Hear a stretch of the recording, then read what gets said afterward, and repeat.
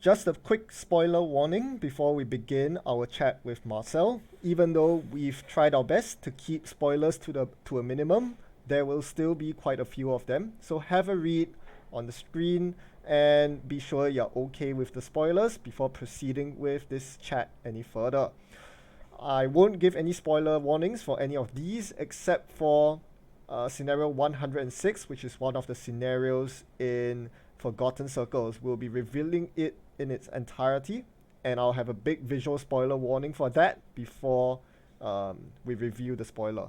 So, yep, let's head into the chat. So, I'll start the recording now. Okay. So, hi everyone! We have a very special guest here today to talk about everything Gloomhaven. Well, specifically the expansion for Gloomhaven Forgotten Circles. It's the designer of the expansion itself. It's Marcel. Hi, Marcel. Hi. Hey, good Great to have be you here. Yep, thanks very much for your time as well. So, some people might not be very familiar with you. I know you commented on my YouTube channel and I didn't actually realize it. So yeah, why don't you give a quick introduction of yourself?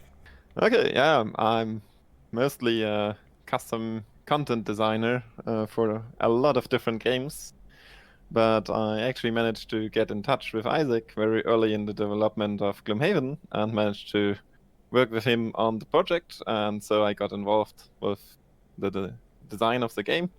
Before that, I worked on different stuff as playtester and content creator. For example, Descent 2nd Edition, or Civilization, the board game, or Mage Knight. I, for example, helped on creating the cooperative expansion quests for Descent 2nd Edition, the Game Night kits, which was great fun working with the Sadler brothers and their team. And yeah, I'm quite happy and lucky to work with Isaac on this great game. Oh wow, I didn't actually realize you were part of Mage Knight as well. I love that game. I've only played it once, but I For Mage Knight, I wasn't involved in the official design, but I created custom content for the community just on my own. I see. Well, I need to get down to that someday. That game is awesome. Well, sadly now that I've played Gloomhaven, well, Gloomhaven, kind of beats everything. But yeah, so yeah, it looks like you struck gold in terms of, finding Isaac and getting to do this Gloomhaven thing. Did you know what you were signing up for when Isaac asked you along for Gloomhaven development? In the beginning, I was mostly involved in just like playtesting, initial mechanics, feedback, and rulebook editing. Later on, I also helped him create some scenarios that you can find in the base game, some enemies, some items, a boss at least, Yay. and provide him feedback on mechanics and help him to create some interesting ideas for Gloomhaven. Some of the main features also were suggested by the community, including me. So, yeah, Gloomhaven is like a passion project of his, and it's really great that he accepted so many different ideas from all over the place and made them into this cohesive, great game in the end. I actually met him at Essen Spiel. Mhm. I think it was 2017. And we talked about the whole work we did on Gloomhaven and the custom designs I did for him. And yeah, And we came to talk about how to go forward, what are plans for the future. And in that discussion, we kind of struck to the idea of a friend of his to maybe try out creating a mini expansion in between to the big box to bridge that gap. And then we discussed plans and ideas how to realize that. And yeah, in the end, we agreed to try it out and see how it goes. Yeah, I see. So, at Germany, I see that was 2017. That was the birthplace of Forgotten Circles, as we know it. Yeah, indeed. Awesome. And That's at first, I was not really expecting the workload. that was And yeah, it is a monumental achievement in the end it was because yeah. It was supposed to be a small thing, right? Because I read on Isaac's blog himself. He said that it was meant to be something, something small. But then, yeah, you had a lot of ambitions for this project, and boom, um, suddenly it becomes yeah, this big thing. I think I finished my initial draft of everything around, I think, September 2018, so almost a year later. Like the scenario book was like 96 pages long, and Oh, wow. I submitted all the ideas of monsters, abilities, and everything that is in the box. And then we gone through it all again and made it a bit smaller and cut the ideas down and brought it to the final form. Nice. So, well, that was a long process. I think, Hmm. yeah, probably longer than expected. But what what was the toughest part, or what took the longest time to, you know, do to create or to refine that way? I mean, I'm sure you wanted this to be a project that you were proud of. So I'm sure some things went through a lot of iterations. Yeah. Actually, the Diviner was not my first character class I designed. I previously designed two other classes for the big box expansion, just putting my ideas into his direction, and he kind of liked it. So I took another try at designing a character class that is more fitting to the ideas I had around the expansion, and that's the Diviner. And yeah, that was the first thing I finished. Then I started working on scenarios and story. Did a lot back and forth with Isaac at getting the story to the final form. And in the end, it was mostly the story writing and the layouting of the scenario book, because we adapted this new style of Tuesday an Adventure book, which was my idea, but it took Yeah. much more time and effort than expected. Yeah, but I think that's a very rewarding part of Forgotten Circles that I'm looking forward to as well. I used to be a kid, this all these paper adventure books that you would read. Like it's like, which option do you want to do? Option Mhm. A, go to page 52 or go to page 96. And it's a create your own adventure kind of thing. And to have that realized in one of my favorite games is pretty awesome. So looking forward to that. Yeah, and it was also some initial thoughts about my design that I tried to add in some new versions, how to integrate different things that sometimes were suggested by the community and sometimes were suggested or maybe drafted up by myself, like the branching paths of scenarios, and that you have decisions within the scenario, or that you have hidden stuff and riddles and all that kind of stuff within the game. Yeah, that's a lot of good stuff to look forward to. So perhaps not all the viewers here will have a copy of Forgotten Circles, or they might not have read up fully on it. So, well, just for them, what can people expect from Forgotten Circles? Well, everyone knows about the Diviner, the new class, which we'll talk about Mhm. later, and we've also talked about the adventure book style scenario book. But what else are there? New monsters, new quests. Yeah, there are in total 20 quests that are meant for the story. It's like the life goal of the diviner herself, where she tries to rectify things that happened in the past and tries to avert calamity that brews up. And there's some extra scenarios like her solo scenario and one hidden scenario.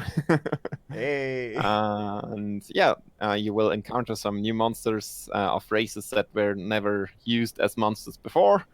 And there will be also new items, new events, a lot of secrets. Oh man, as if the base game didn't have enough secrets already. It's Nice. always cool to have some new ones.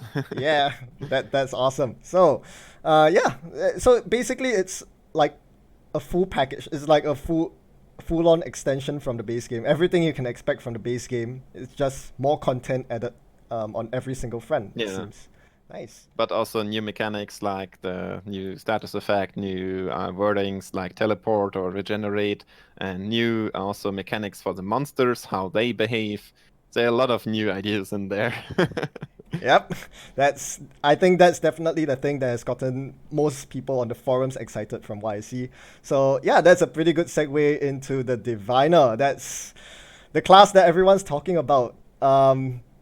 It's a pretty crazy class, I must say. When I first looked at it, I was like, that's a lot of text on the cards. These cards do a lot of things. So I think that's really cool. I think it's nice that as an expansion we add extra complexity to the game, and I think it will satisfy a lot of the more hardcore players who perhaps feel that the base game characters are a little not that challenging to play, maybe, or rather more straightforward, I should say. But yeah, the Diviner seems like something that is would require quite a bit of effort to make her work pretty well. So yeah, so what do you envision the Diviner as? What sort of, like, based on her mechanics, what sort of class do you see her as? She's like a plethora of silver bullets, and all her mechanics are centered around planning ahead and figuring out what will happen next and when to use things at the right opportune moment and how to use them to the maximum efficiency.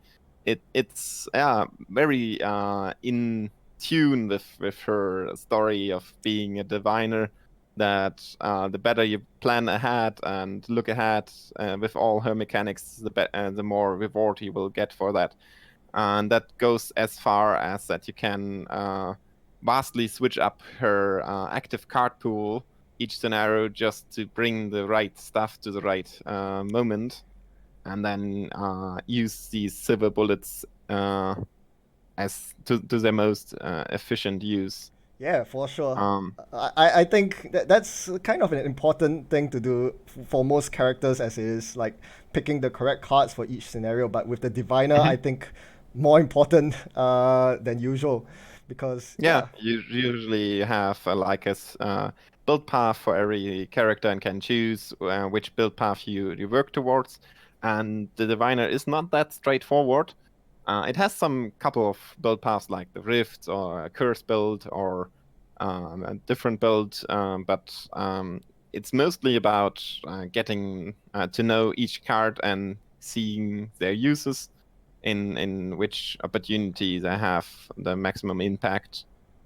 Yep, definitely. I think it's a very interesting design, because with quite a few other classes, well, you have most other classes try to be newbie friendly, so most of the cards are fairly generic in the sense that they are usually useful in most situations. Like, you can't go wrong with a move action on the bottom or an attack action on the top.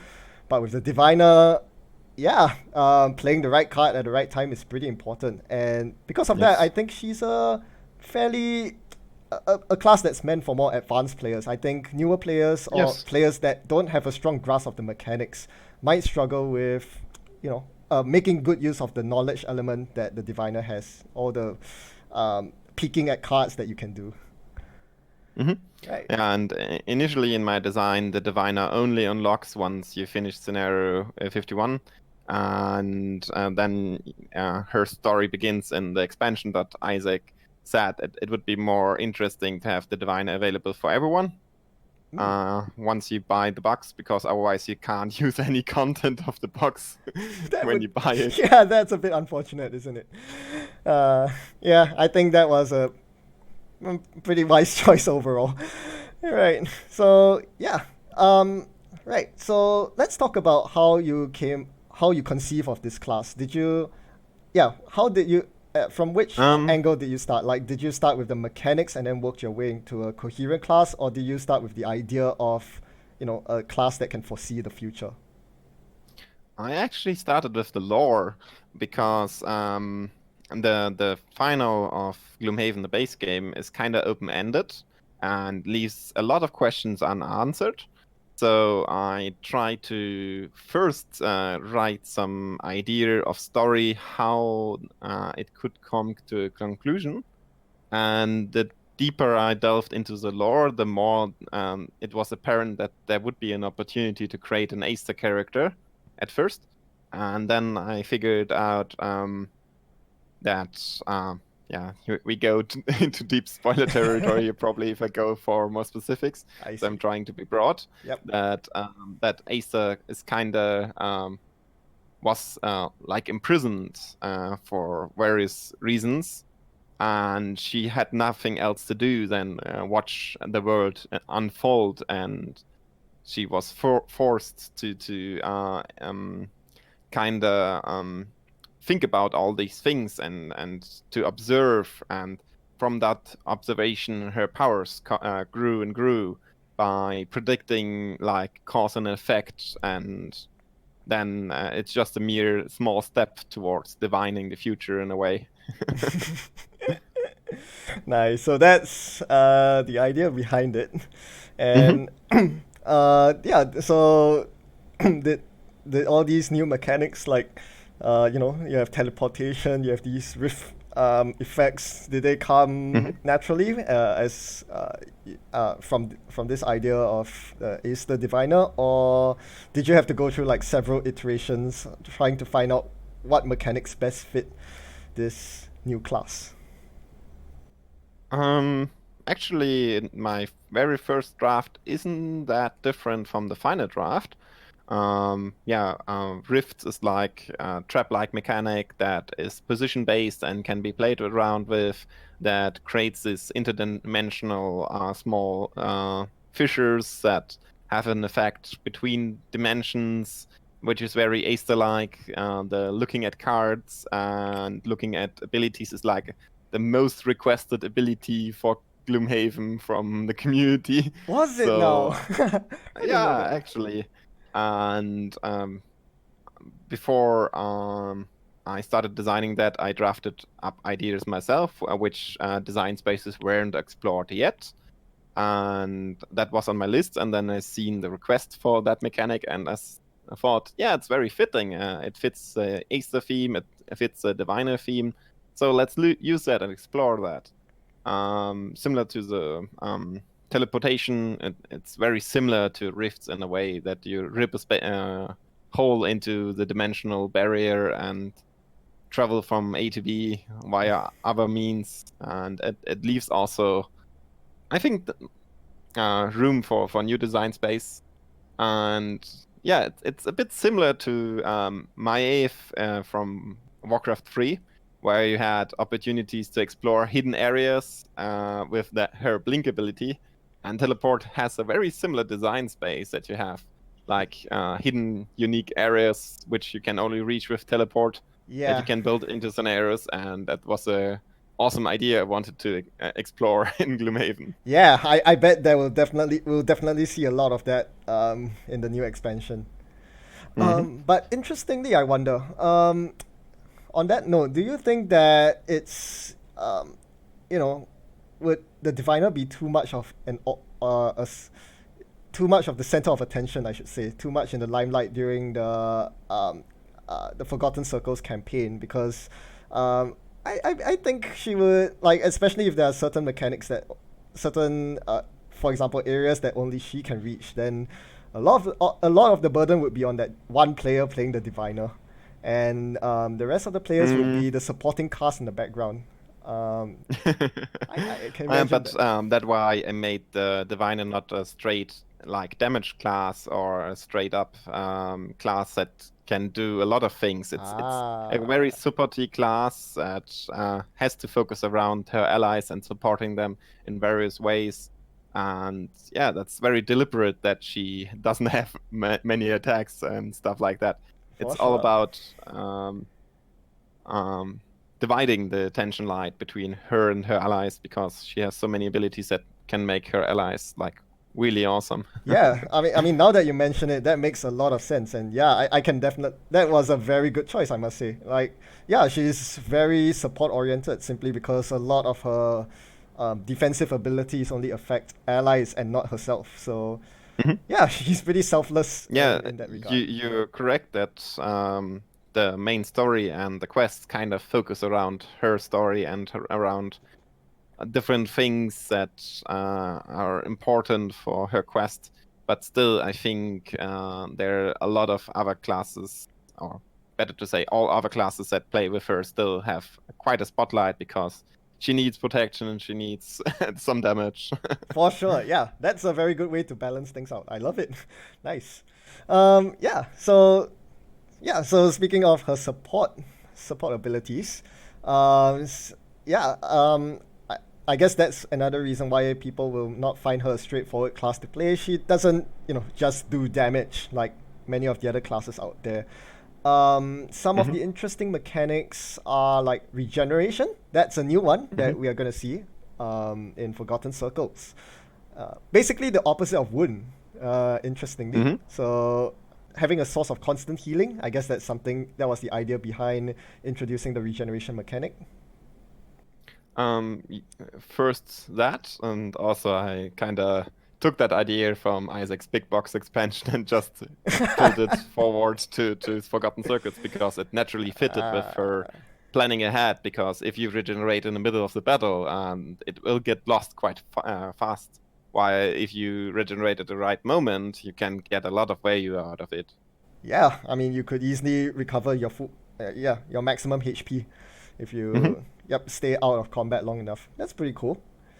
Um, And it gives an interesting tension between positioning and stuff like that.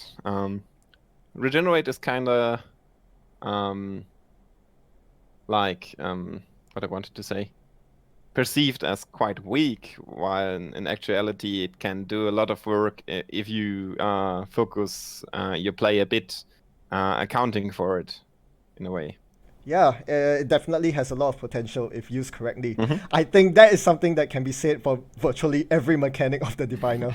um, like looking at attack modifier cards, for example. That's another Mhm. interesting one because to most people it would be like, okay, I look at the top 3 cards of my modifier deck. I have to put them back. So, I'm going to draw that null on top of there at some point. So I'm not increasing or decreasing my damage. But subtly, like if you, with other synergies, you can get a lot of mileage out of knowing the top few cards of your deck. Yeah, especially with stuff like lever armor, for example, where you can give enemies disadvantage after arranging their deck, or strengthen, where you can use the order of your deck to your advantage by getting rid of like misses or curses or weak cards. And I think that's the craziest part. It kind of forces you to look back at all the underrated or overlooked stuff in the base game and are like, leather armor, maybe I should consider using that now. That seems useful with the Diviner, which is really cool. Hmm. Yeah, so a lot of, space opened up with this Diviner class. Any other mechanics you want to talk about in specific for the Diviner? I think an interesting point with her own perk deck is that summons also are like a minor theme on her class, like on her level 4 or 3 Yeah. card and on her level 9 card. And it's like, yeah, it's a lost card on a on a 9 hand card class, but they are actually quite powerful, especially if you get some items that summon as well. And they could do a lot of damage if you manage them well, which also feeds back into the planning ahead theme. Yeah, yeah, her modifier deck is insane. I can't wait to try that out myself. So far I've been playing around with the level 1 Diviner and it's let's just say that her damage output isn't the best as expected. But yeah, at higher levels I can see that she can become a real powerhouse. There are some really juicy cards in there. Yeah. Right. So, yeah. More about the Diviner's cards. Yeah, I think one really cool thing is that there's always a use for every card. Um, you know, with other classes, it's like, there's when you level up, for example, you typically choose one of the 2 cards that you're offered at a new level, and there tends to be a better, between the 2 cards, there's usually one that stands out more, one that's more powerful, with the Diviner, I feel like that's rarely, if ever, the case, because usually the two cards do something different. You know, maybe one card's a Rift card, for example, that helps you with if you're going for the Rift strategy, and the other card does something else. Maybe it looks at your enemy's deck or something, and yeah, choosing it becomes a case of, does this fit in my build more than is this a more powerful card than the other one? Which I find really cool. It means that you are going to see lots of different kinds of Diviner builds. I'm sure that you designed the class with this in mind. I can see like this class being built so many different ways. Yeah, actually, in the perception of some of the more proficient players, it's like, yeah, there are some curse cards and get them all in here, and that's the only build they're focusing around. But they're kind of overlooking the more subtle, powerful cards of the Diviner that are also in the level up cards that give you a lot of options in different ways to do very powerful things. They're just, you kind of need to try them out to see how powerful they actually are. Yeah, exactly. Like, it's like, I like that's what kind of compelled me to make the Bad Omen video in the first place. You know, I look at it and I was like, I know people are not going to be very interested in this card. It has a loss action on the top and the bottom. Yeah, we don't really want to play that. But I'm like, this is interesting. I really should try this out. I really want to try this out. And yeah, there might be in some design space to actually have some interesting ability on the bottom as well, that the Rift actually activates its effect this round as you move it, and that this might be a missed opportunity there, which I would like to add in retrospect, and maybe some other small changes here and there. Yeah, it's mostly that in the end phase we kind of had a quick back and forth between me and Isaac, where we changed things in quick succession, and then some other things might have been left on the sideline, which we kind of had not the time to fully flesh out in a very balanced way. Funny you say Because that. the bottom. Yeah, because I actually look at it completely opposite way. I think y'all put in a lot of effort into it, and like the Bad Omen card is one of my pet favorites, simply because y'all put the number 6 in basically every single number slot in it. Oh my gosh, that's like genius. That's perfect. Yeah, there's even 6 experience on that card. Exactly. Yeah, yeah, and it's initiative 66. It's a very thematic card. It's wonderful, absolutely wonderful. Yeah, I love all these small little Easter eggs that are hiding around. There are probably more in the other cards, just waiting to be They're like discovered. symmetries in cards, and yeah. Yeah. All right. So that's basically the Diviner in a nutshell. A lot of cool stuff and a lot of different ways to play, which will probably appeal to quite a few players, especially Yeah, those. he had something also noted that he wanted to talk about the mixed elements, and that's a really cool concept, I think myself. And working with new ideas at the moment, I'm trying to incorporate that idea in different ways as well. And it's really great new design space to work with, the mixed elements.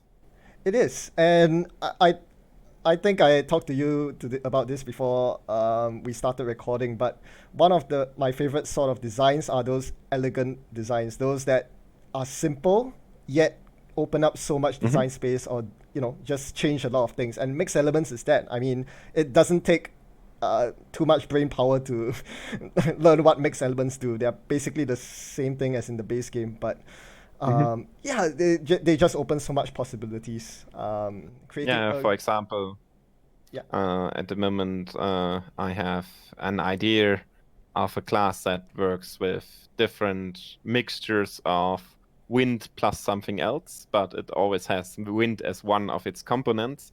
And then you have opportunities like consume wind or, for example, fire. Then beneath that, consume wind or ice, and beneath that, consume wind or earth. And then you could use that wind as a modal way, so you could do different things with the same wind. Yeah, it's like a wild card. Very, very interesting. That's nice. Yeah. Ooh. Ooh, some spicy previews there. I love what's coming up. That sounds pretty cool. Yeah.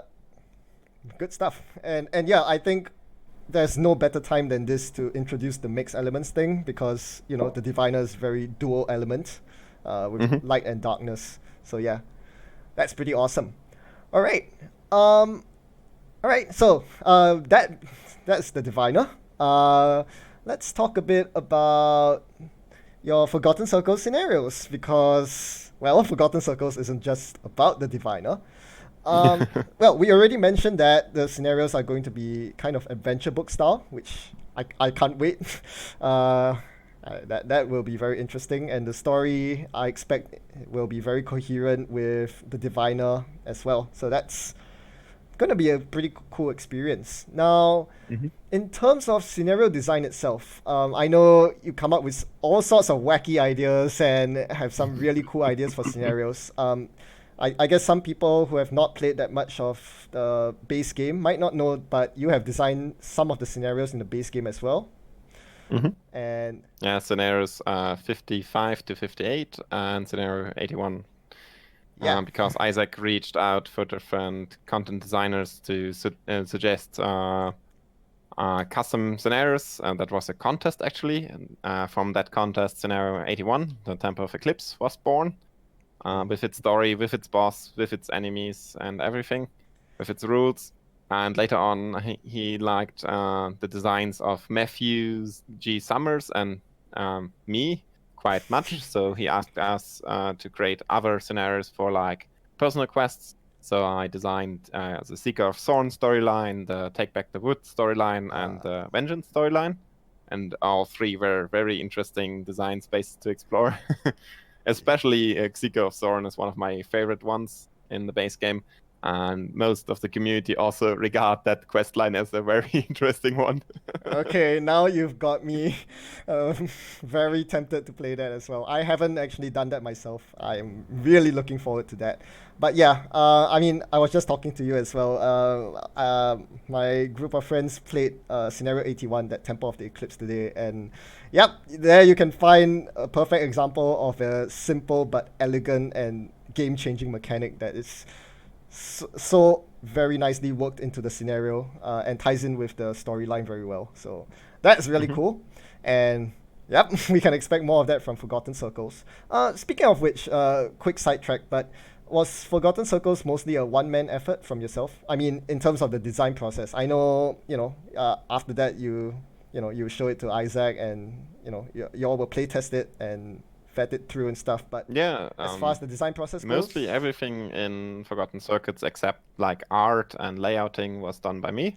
The new mechanics, the new enemies, the new scenarios. Isaac then did like a final touch on everything and made things in line with maybe where it was too out there here and there. Yeah, everyone loves it. For example, Yep. yeah. For example, if we talk about rejected designs, there was a scenario where you had to find another group and play against their group of heroes. What? In a contest. Oh, wow. Oh. And it had a bunch of special rules for that scenario. It was like a Colosseum, and it was great fun during playtesting, but we ended up getting it down to more like a very interesting fight against very powerful enemies. No. That are AI based. I mean, Isaac makes a lot of good decisions, but I would have loved to see the Colosseum thing.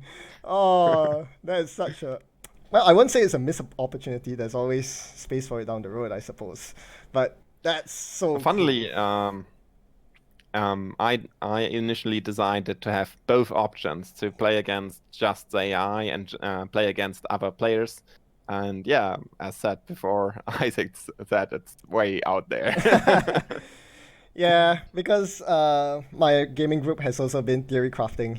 If all the base characters, all the character classes were to go 1v1 in a battle arena, who would come out victorious? That would have been interesting to find out. All right, so so with all the designs vetted through, and Forgotten Circles now becoming what it is, the final product. There's lots of wonderful scenarios in there, and I think you want to share with us one of your favorites. right? So Yeah, I selected the one I sent you, yeah, the intricate work, which is one of the scenarios that features most of the cool mechanics of Forgotten Circuits, like having a riddle there, having some mechanics that out there, having some new enemies to encounter, and yeah, there are different ways to play the scenarios. It features choose your own adventure book style the most in a way. You have like elements that are kind of encased in elemental resonators, and you can not use any elements as long as they are suppressed, and then later on you can move them around to different positions, and then that can trigger some secrets or some traps and stuff like that. And yeah, there's a lot of different cool ideas in there. yeah, that's crazy. Oh man, yeah. When I saw this new mechanic that you made for this scenario, I was like, wow, this is yeah, this is really unique. And I think every time you throw in this unique mechanic and force people to rethink or players to rethink of how to handle this scenario, it'll be yeah, lots of things can happen. I'm looking at it now, and it's like you have these elements that are attached to each of these obstacles. Hmm. Yeah, that's crazy. Can you imagine a crack heart in there throwing these pillars around the room? Uh, that would be awesome. Yeah. Yeah. So yeah, just playing around with all the base game elements. I mean, like the six base elements. That's nothing new. But when you put them in a scenario like that, that just creates so many different possibilities. And even in Yes. the extra rooms, the two different sections, I think, that Hmm. come with this scenario as well, they introduce even more different ways in which the elements can be manipulated by standing Yeah. next to the altars. And they also introduced some lore into the world that wasn't there before, like the worship of the old and forgotten gods that were kind of hinted at in Gloomhaven lore. And I tried to enrich that lore with new ideas and actual characters and things that happened in the past, and work that into the scenario as well, which is also a design approach which I try to work with in Forgotten Circuits a lot. It's like I took quite some time just to read up all lore of Gloomhaven that there is, and then work with that and create new things that are fitting to that theme. And it's really great to see that Isaac appreciated that effort, because he's working on some cool projects that feature my new lore as well. Yeah, I mean, it's like you are building your own universe. With him, yeah, Yeah, together. yeah, it's like, like for example, there's this like in the movies, there's like the Star Wars universe or there's the Harry Potter universe, and here's the Gloomhaven verse is something that you Yeah, are just rich constantly and building vast. on. Yeah, and very rich as well. Yeah, That's, I and I've seen the world map and it's glorious. yeah, yeah, yeah, that's huge as well. Oh, speaking of which, is there going to be a map, an extension to the map in Forgotten Circles as well, the world map? Not exactly. It's more like stickers for the already existing board that Ah, slot quite easily into the correct place once you see the background image of the new locations. But Forgotten Circles will visit some far-off places by portal, and you can ooh, explore some like small hints about things to come. yep, that's definitely exciting. Especially the new events that are featured within Forgotten Circuits. They're like new road events, new town events, but they're also a new kind of event that explores like Gloomhaven multiverse in a way. Oh, I love that word, multiverse. Yes.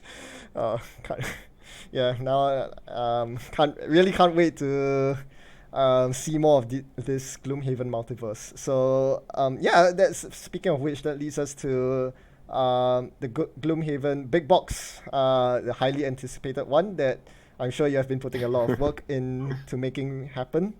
I know we can't really talk too much about it, so we'll just quickly brush through that. But is it something that you're excited, looking forward to seeing its completion? Yeah, I've seen already a lot of Isaac's cool new ideas. I submitted my own new cool ideas, and I'm working on more cool ideas to put into there. So yeah, he's mostly working on the main campaign at the moment and trying to get that to place with the new mechanics and stuff like that to show off to others, and then we will probably design upon that with new side scenarios and stuff, and I will be involved working on it. Nice. And I suppose you'll be playtesting it as well. Sure, Yeah. of course. I hope so. Yeah, so I guess since most of us casual board gamers don't really get to participate in this playtesting process, I think it'll be very interesting to hear how it's like what sort of things you do in the playtesting process. Do you all rigorously play the same scenario like 10 times to see whether things are balanced, and maybe with different character compositions to see class compositions to see how things go? How does that work? That goes quite back to the initial how Isaac met in a way, because before I worked on Gloomhaven, I was kind of designing my own stuff in a way and drafting up concepts. And then I seen the first details regarding Gloomhaven, and in my head it gone like checkbox, check, check, check, check, check, check, check, check. And I reached out to Isaac and asked him to be joined into the design process and into playtesting. And then we started with like black and white print and play files that had no artwork whatsoever. And we worked with like the base 4 classes without the Mine Thief and Crackheart, because these were developed much later. Mhm. And we drilled down the basic play procedure like over like maybe 40 different iterations until we got to the point where we're happy. And we provided a lot of extensive feedback to him in written form and with logged play sessions, stuff like that. But in the end, if you design new content, it is kind of like more of a math calculation, because once you get down to assigning values to like attacks or monsters, you can easily go from that stage to designing new things by using values for different things. Yeah. And a lot of design in Gloomhaven for scenarios is based on monster calculations and room sizes and stuff like that. And in the end, of course, playtesting. Yeah, but it's a very solid system that works surprisingly well. And yeah, for Forgotten Circles, I then also try to figure out new ways, like except to not use kill all enemies everywhere. And yeah, there are scenarios in Forgotten Circles like non-combat scenarios, puzzle scenarios, scenarios even where you have to protect the monsters and stuff like that. There are a lot of different ideas in there. Yeah, and in the end, it comes down to hours of hours of hours of hours of playtesting. Yeah, I think it can't be overstated how important the playtest process is, and yeah, I can imagine it's very arduous and time consuming Yeah, at times. luckily I have like a quite huge pool of playtesters available to me. I reached out to a lot of different persons who played through the base game in its full extent, and I have maybe around 40 teams of playtesters to my expanse, or better to say, available. And yeah, it's a great resource, and having all the different opinions and feedback, stuff like that. I have also very potent, or better to say proficient, editor with Matthew Summers and others that help me to drill down wordings to the correct final product. And yeah, Yeah, there's a lot of behind the scenes work that is not really visible. yeah, That was yeah. for the base game, and it's also for the expansion. Yeah, that's definitely something that I really appreciate. And I mean, Gloomhaven is the number one game for a reason. It's not without all the hard work of all you wonderful people behind the scenes. Yeah, and I think something that you said that really resonates with me is how difficult it is to get the wording down, especially when it comes to rules, because like you can see the Gloomhaven FAQ is quite a few pages long, and even then there's stuff that you need to Yeah, correct. Like in Forgotten Circles, for example, you have these dividers between each action inside and action. You know, those dotted lines, the horizontal dotted lines yeah, that the separate. action dividers. Yeah, those things. Yeah, we will use that concept going forward, and probably also for newer printings of the base game, just to clarify things. Matthew and I, among others, also worked on the rulebook, like maybe 300, 400 hours for the base game, and tried to help Isaac getting things straight.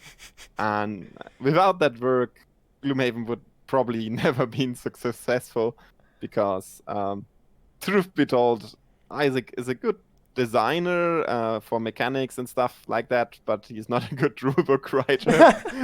I mean, I don't blame it. It's very difficult to catch every single corner case. I mean, which is why I have so much respect for the playtest team. I mean, as you said, like, it's not that difficult to come up with some mathematical formulas and apply them consistently across different scenarios to, balance things, or, to balance the power level of cards. You just use roughly the same numbers. But when it comes to finding all those edge case interactions, like, like in the scenario that you showed me, for example, what happens when a crack heart decides to destroy one of the pillars, for example, that kind of thing. Then you go to special rules and read that they are not destroyable.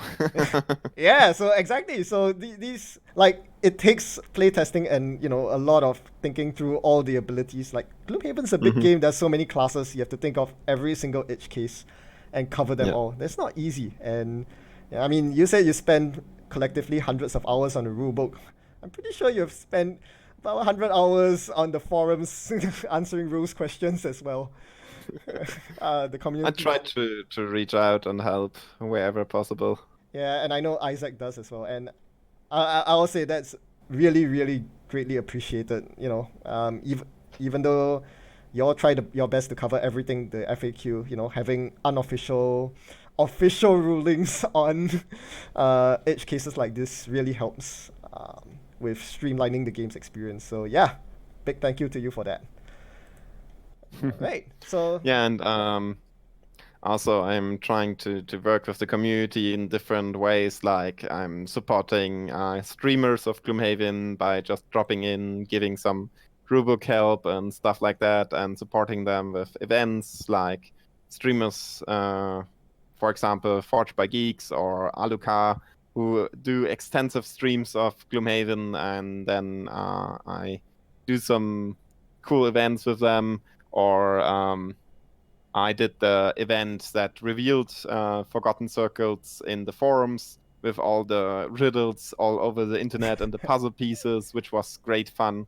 That was organized by me and my fiance, and was really, really cool to see how involved the community are. And I'm very grateful for this great community around Gloomhaven. yeah, it's a great game, and we are all hooked on it. Yeah, speaking of streaming Gloomhaven, I'm also personally looking forward to, I believe it's Asmodee's digital implementation of Gloomhaven. Yeah, that's something I intend on, streaming as well. That should be pretty interesting. Coming out next month, actually. Yeah, so not too long more. It'll be exciting. All right, so that's uh, that's Gloomhaven and Forgotten Circles in a nutshell. I guess it's a good time to wrap up. Any last words for everyone out there watching? Yeah, look forward what we have in stock for you because there will be new cool stuff coming up. I'm very interested or very hyped in seeing Isaac new ideas in the Gloomhaven universe, and I'm happy to work on new ideas myself. And I hope that we can enrich the universe and you're playing enjoyment quite a lot with the things going forward. Yep, and we are all hyped for it as well. All right. So, yeah, before we close off, Marcel, you mentioned that you had a couple of sneak peeks for us. Sure. So As said before, the Diviner was not my first character class to work on. So actually, there were 2 other classes before that, and I just shared some sneak peek of the logo and color. These are still subject to change, but they'll most likely be somewhere down the line in the Gloomhaven universe. Yeah, these look awesome. I'm already starting to think of the possible names for these, or maybe the icon names. You know, like how we call them, like triangles and circles. You know, to avoid spoilers. Interesting. Masks. Yeah, mask and definitely. maybe Skull. shards. Ooh, shards. Masks and shards. You've heard it. You heard it here first. Mask and shards coming soon to a big box near you. So yeah, thanks very much for the sneak peek, Marcel. So before you go, any shout outs you want to make, or any any plugs you want to make, any links to your work or stuff that you want to broadcast? Sure. We spoke about Seeker of Thorn, the main storyline that is mostly beloved by the majority of the player base. It has sadly some issues with its personal quest that it requires to play 3 crypt scenarios, and most of the crypt scenarios are early in the campaign. So I thought about trying to design new crypt scenarios, and in the case you get the personal goal late in the game, you can still explore new crypts and don't have to play old ones in casual mode. And I recently released that bonus content on Board Game Geek and other places for your enjoyment. So yeah, if you need some more cool scenarios to check out, you can delve into that. Nice. Awesome stuff. Yeah. And I guess people can, well, at least recognize you on Board Game Geek as Morthai, Morthai. Mm-hmm. Yep. Yeah, I sent you the link as well on Discord. Yep. Yeah, that's mostly for the benefit of our viewers, who, like me, may not be aware of your presence, your existence on the nets. But yeah. All right. So once again, thanks very, very much for coming on. Great to hear all this awesome stuff about Gloomhaven and Forgotten Circles from you yourself. And yeah, thanks for your time. Yeah, thanks as well for inviting me. All right. All right. Hope everyone enjoyed that. For now, it's goodbye from me and goodbye from Marcel. Goodbye. All right. I'll see you all in the next video.